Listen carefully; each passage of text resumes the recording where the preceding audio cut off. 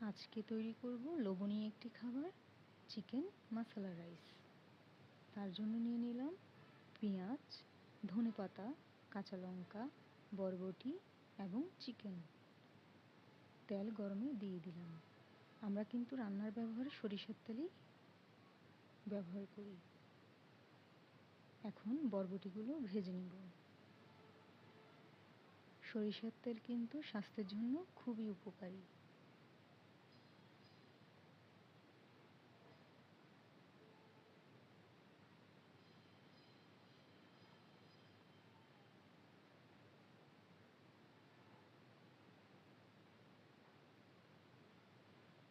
হালকা হলুদের গুঁড়ো দিয়ে দিলাম কালারের জন্য।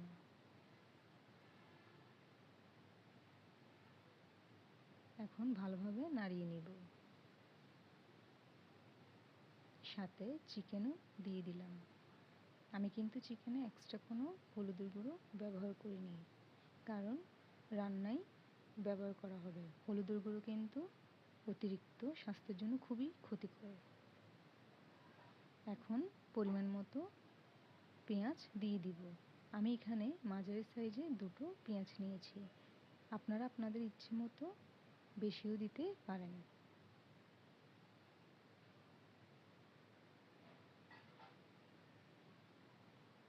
এবং 1 টেবিল চামচ হলুদের গুঁড়ো, সাথে 1 টেবিল চামচ মরিচের গুঁড়ো। ভালোভাবে এখন সব কিছু নাড়িয়ে নেব।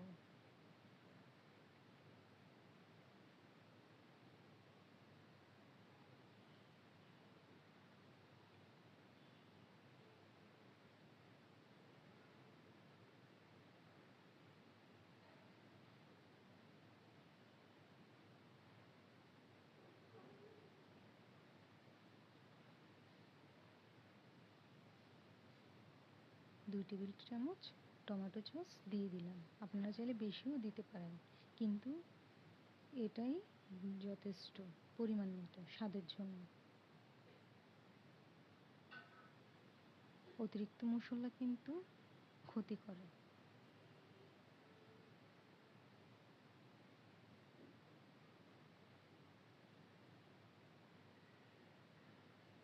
ঝালের জন্য হালকা কাঁচা লঙ্কা,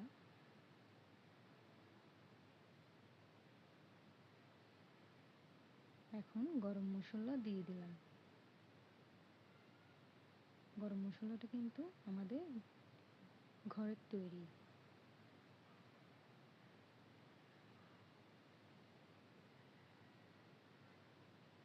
ভাজা হয়ে গিয়েছে, এখন রাইসটা দিয়ে দিব।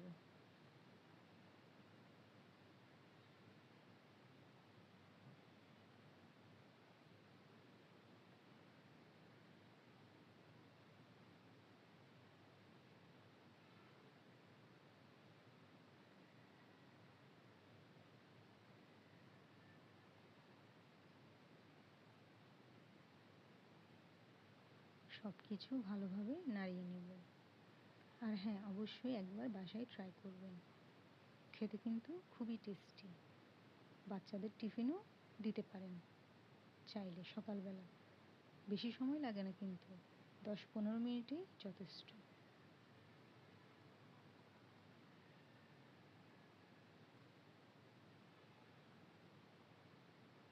বাচ্চাদের জন্য করলে একটু ঝালের পরিমাণটা কমিয়ে দিবেন, আর মশলার পরিমাণটা আরেকটু কম দিলে ওদের স্বাস্থ্যের জন্য খুবই ভালো।